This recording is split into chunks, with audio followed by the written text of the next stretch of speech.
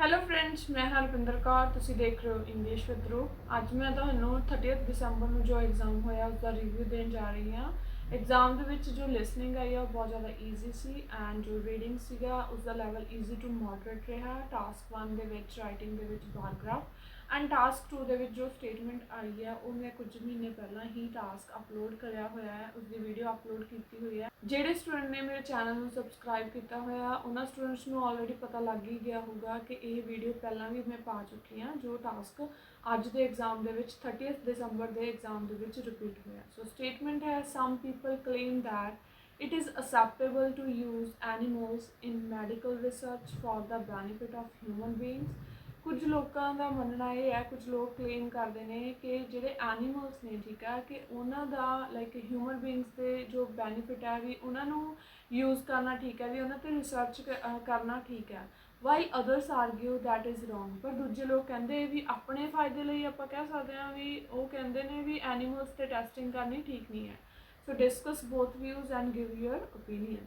ਸੋ ਇਹੀ same statement ਮੈਂ already task ਹੈ ਜਿਹੜਾ ਅਪਲੋਡ ਕੀਤਾ ਹੋਇਆ, ਠੀਕ ਹੈ। ਸੋ ਇਹਦੇ ਵਿੱਚ ਕੀ ਹੈ, ਦੋ ਵਿਊ ਡਿਸਕਸ ਕਰਨੇ ਆ। ਇਹਦੇ ਵਿੱਚ ਟੋਟਲ 4 ਪੈਰਾਗ੍ਰਾਫਸ ਬਣਨਗੇ। ਪੈਟਰਨ ਕੀ ਰਹੂਗਾ, ਇੰਟਰੋਡਕਸ਼ਨ, ਠੀਕ ਹੈ, first view, second view and ਫਿਰ ਕਨਕਲੂਜਨ।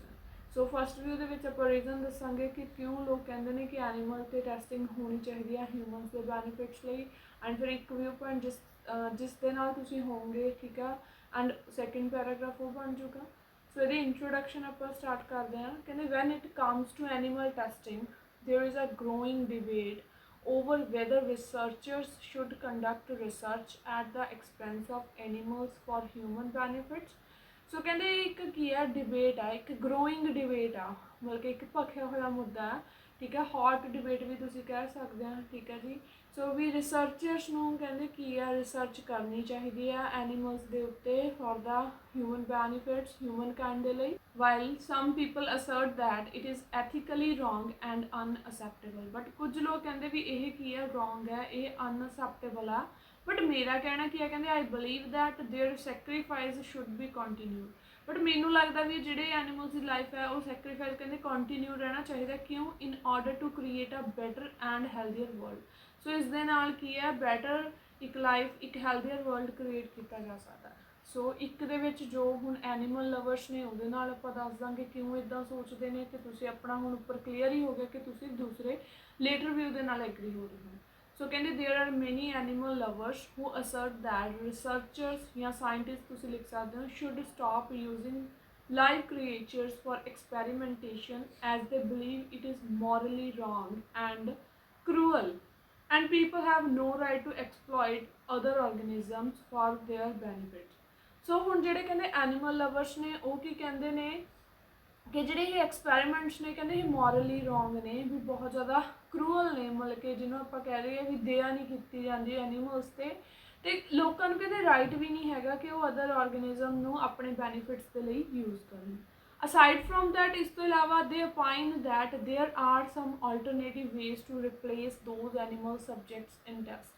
ਸੋ ਕਹਿੰਦੇ ਉਹਨਾਂ ਦੇ ਅਕੋਰਡਿੰਗ ਕਹਿੰਦੇ ਕਾਫੀ ਸਾਰੇ ਹੋਰ ਆਲਟਰਨੇਟਿਵਸ ਨੇ ਜਿਸ ਨਾਲ ਇਸ ਨੂੰ ਰਿਪਲੇਸ ਕੀਤਾ ਜਾ ਸਕਦਾ। For example a computer program which shows the suitability of a new drug on the human immune system can be used for medical research। ਉਹਨਾਂ ਦਾ ਕਹਿਣਾ ਵੀ ਅੱਜ ਕੱਲ੍ਹ ਜਿਵੇਂ ਟੈਕਨੋਲੋਜੀ ਆ ਗਈ ਹੈ ਉਹਨੂੰ ਯੂਜ਼ ਕੀਤਾ ਜਾ ਸਕਦਾ ਹੈ। ਦਿਸ ਵੇ ਐਨੀਮਲਸ ਵੁੱਡ ਨੋ ਲੋਂਗਰ ਸਫਰ ਫਰੋਮ ਮੈਡੀਕਲ ਐਕਸਪੈਰੀਮੈਂਟੇਸ਼ਨ।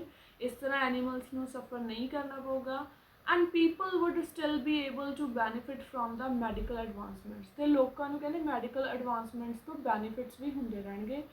ਸੋ ਹੁਣ ਇਹ ਤਾਂ ਇੱਕ ਸਾਈਡ ਵਿਊ ਹੋ ਗਿਆ। ਹੁਣ ਇਸ ਦੇ ਦੂਸਰਾ ਜਿਹੜਾ ਆ ਜਾਏਗਾ ਉਸ 'ਚ ਤੁਸੀਂ ਆਪਣਾ ਪੁਆਇੰਟ ਆਫ ਵਿਊ ਵੀ ਦੋਗੇ, ਠੀਕ ਆ। ਦੂਸਰਾ ਆਰਗੂਮੈਂਟ ਆਪਾਂ ਡਿਸਕਸ ਕਰਾਂਗੇ। ਨੈਵਰਦਲੈਸ ਕਹਿੰਦੇ the contribution animals have made to the medical improvement is significant. ਜੋ ਐਨੀਮਲਸ ਦੇ ਲਾਈਕ ਟੈਸਟਿੰਗ ਹੁੰਦੀ ਆ, ਸੋ ਇਹਦੇ ਨਾਲ ਕਹਿੰਦੇ ਇਹ ਕੀ ਹੈ ਕਿ ਸਿਗਨੀਫਿਕੈਂਟ ਇੰਪਰੂਵਮੈਂਟ ਹੋਈ ਆ।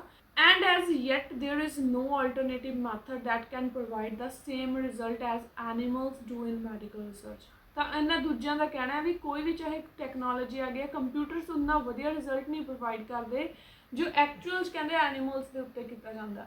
Although some computer programs are being used to conduct clinical trials, their results often fail। ਸੋ ਕਾਫੀ ਕਹਿੰਦੇ ਯੂਜ਼ ਕੀਤੇ ਗਏ ਨੇ ਬਟ ਉਹਨਾਂ ਦਾ ਰਿਜ਼ਲਟ ਫੇਲੀਅਰ ਰਿਹਾ।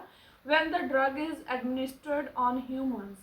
Moreover, while people derive benefits from animal experimentation, other forms of wildlife also benefit from the test result, as those animals may also suffer from the similar diseases that people experience, such as cancer and asthma.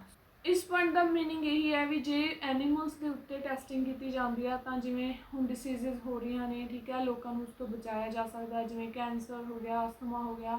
Otherwise ਕਹਿੰਦੇ animals ਨੂੰ ਵੀ ਇਹ diseases ਹੋ ਸਕਦੀਆਂ। ਸੋ ਦੂਜਿਆਂ ਦਾ ਕਹਿਣਾ ਇਹੀ ਹੈ ਕਿ ਐਨੀਮਲ ਟੈਸਟਿੰਗ ਹੋਣੀ ਚਾਹੀਦੀ ਆ for the humankind, for the betterment of the humankind. So conclusion ਆਪਾਂ ਕੀ ਕਹਾਂਗੇ? In conclusion there are convincing arguments both for and against animal test, although exploiting those animal lives seems cruel। ਕਹਿੰਦੇ ਇਹ ਠੀਕ ਆ, ਕਾਫੀ cruel ਆ। So there sacrifice is essential, but ਉਹਨਾਂ ਦੇ ਜਿਹੜਾ ਟੈਸਟ ਹੋ ਰਿਹਾ ਉਹ ਬਹੁਤ ਜ਼ਿਆਦਾ ਜ਼ਰੂਰੀ ਆ for the long term survival of human, ਕਿਹਨਾਂ ਦੇ ਲਈ? ਹਿਊਮਨ ਦੇ ਲਈ ਐਂਡ ਅਦਰ ਲਾਈਵ ਆਰਗੇਨਿਜ਼ਮ। ਜੇ ਕਹਿੰਦੇ ਉਹਨਾਂ 'ਤੇ ਟੈਸਟਿੰਗ ਹੋ ਜੂਗੀ ਤਾਂ ਦੂਸਰੇ ਆਰਗੇਨਿਜ਼ਮਸ ਨੂੰ ਬਚਾਇਆ ਜਾ ਸਕਦਾ। ਠੀਕ ਹੈ ਫਰੈਂਡਸ, ਇਹ ਐਸੇ ਕਾਫੀ ਇੰਪੋਰਟੈਂਟ ਹੈ, ਪਹਿਲਾਂ ਵੀ ਰਿਪੀਟ ਹੋ ਚੁੱਕਿਆ ਐਗਜ਼ਾਮ ਦੇ ਵਿੱਚ। ਮੈਨੂੰ ਆਸ ਹੈ ਕਿ ਤੁਹਾਨੂੰ ਇਹ ਅੱਜ ਦੀ ਵੀਡੀਓ ਵਧੀਆ ਲੱਗੀ ਹੋਵੇਗੀ। ਜੇ ਤੁਹਾਨੂੰ ਮੇਰੀ ਅੱਜ ਦੀ ਕਲਾਸ ਵਧੀਆ ਲੱਗੀ, ਲਾਈਕ ਤੇ ਕਮੈਂਟ ਕਰਕੇ ਜ਼ਰੂਰ ਦੱਸੋ। ਮਿਲਦੇ ਹਾਂ ਜੀ ਨਵੀਂ ਵੀਡੀਓ ਦੇ ਨਾਲ। Bye bye, take care.